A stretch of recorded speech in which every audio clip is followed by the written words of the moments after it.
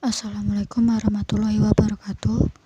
Perkenalkan, nama saya Khofifah Indar Parawansa, NIM 212111241, kelas S3G. Di sini saya akan menjelaskan mengenai materi siasah daulah. Untuk materi yang pertama itu pengertian siasah dauliyah.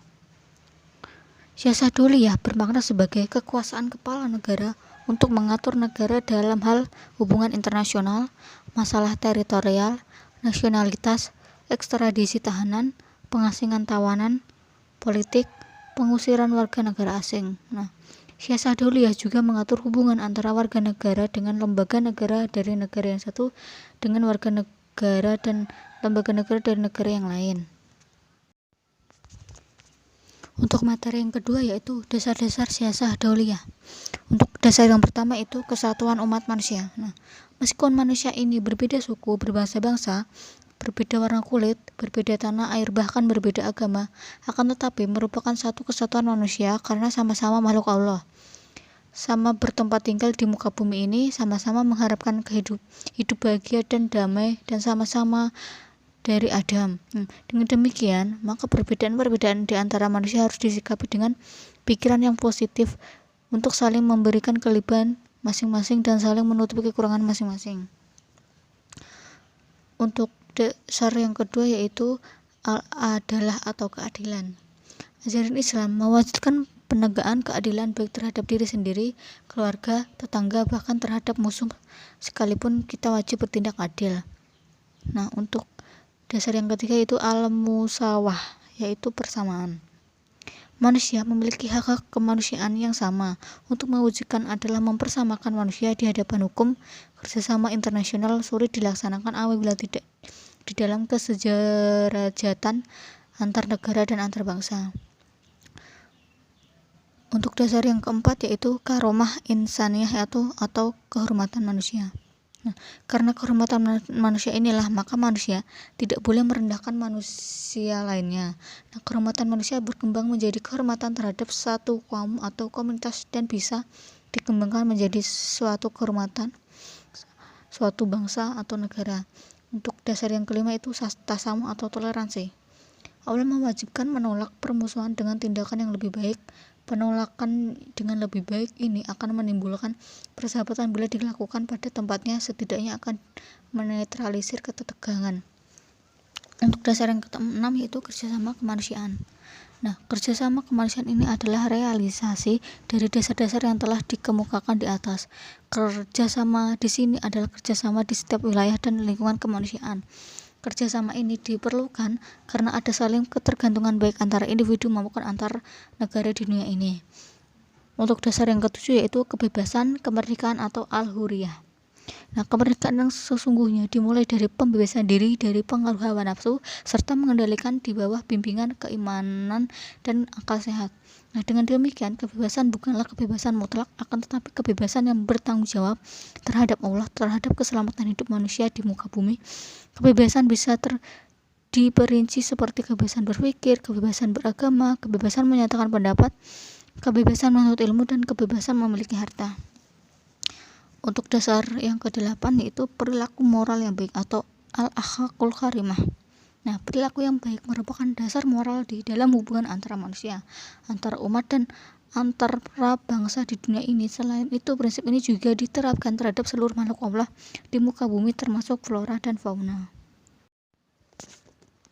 Untuk materi yang ketiga itu sejarah siasah dauliyah. Sejarah pada masa sebelum ke Islam yaitu keinginan untuk hidup berdampingan secara damai di antara berbagai bangsa di dunia ini ada sebelum ajaran Islam datang. Keinginan ini terwujud dalam berbagai perjanjian antar negara serta adat kebiasaan. Keduanya yaitu perjanjian dan adat kebiasaan internasional menjadi dua sumber terpenting dalam hubungan damai antar negara masa ini. Walaupun demikian, gejala hubungan antara negara yang sering terjadi pada saat itu lebih banyak ditandai peperangan. Perang sudah menjadi olahraga bagi suku-suku bangsa tersebut. Perjanjian antara Ramses III yaitu Fir'aun Raja Mesir dengan Keta yaitu Raja Asia Kecil pada abad 3 sebelum Masehi. Ini merupakan perjanjian yang paling tua di antara dua negara. Nah, isi perjanjian tersebut antara lain tentang penghentian peperangan dan perjanjian ekstradisi bagi rakyat yang lari dari negara asalnya, yaitu sejarah itu pada masa Islam. Nah, pada umumnya para penulis hukum internasional jarang sekali mengemukakan peran atau pengaruh hukum Islam terhadap hukum internasional. Padahal kekuasaan sosial politik Islam pada masa kurang lebih 700 tahun Islam pernah berkuasa dan bersentuhan dengan budaya Romawi Timur di Damaskus dan masih banyak lagi. Nah, Halim Mansur berpendapat bahwa hukum Islam itu besar pengaruhnya terhadap hukum internasional. Untuk materi yang keempat yaitu pembagian negara Islam. Jumhur ulama membagi negara menjadi dua bagian, yaitu Dar al-Ilzam atau Dar al-Waf, yaitu Syiah Zaidiyah atau Dar al-Tauhid atau Khawarij sekte Ibadiyah, dan yang kedua itu Dar al-Harb atau Dar al-Fasik, yaitu Syiah Zaidiyah atau Dar al-Syirik atau Khawarij sekte Ibadiyah. Nah, sementara ulama Syafi'iyah menambahkan kategori Dar al-Had atau Dar al-Aman di samping keduanya. Nah, Dar al-Had adalah negara-negara yang berdamai dengan Dar al-Islam. Nah, dengan perjanjian tersebut maka semua penduduk Dar al-Had tidak boleh diganggu jiwanya, hartanya, dan kehormatan kemanusiaannya. Untuk materi yang kelima atau yang terakhir yaitu pembagian penduduk Dar al-Islam. Nah, penduduk Dar al-Islam itu terdiri dari 4. Yang pertama yaitu Muslim. Nah, berdasarkan tempat penetapannya, Muslim dapat dibedakan antar satu dengan yang lainnya. Nah, pertama mereka yang menetap di Dar al-Islam dan mempunyai komitmen yang kuat untuk mempertahankan Dar al-Islam. Nah, kedua Muslim yang tinggal menetap di al-Harb dan tidak berkeinginan untuk berhijrah ke Dar al-Islam. Nah, untuk yang kedua yaitu Ahl al-Zimmi. Nah, kata zimah berarti jaminan atau perjanjian dan keamanan. Disebut demikian karena mereka mempunyai jaminan perjanjian atau ahad kepada Allah dan Rasulnya. Nah, serta jamaah kaum muslimin untuk hidup dengan rasa aman di bawah perlindungan Islam dan dalam lindungan masyarakat Islam.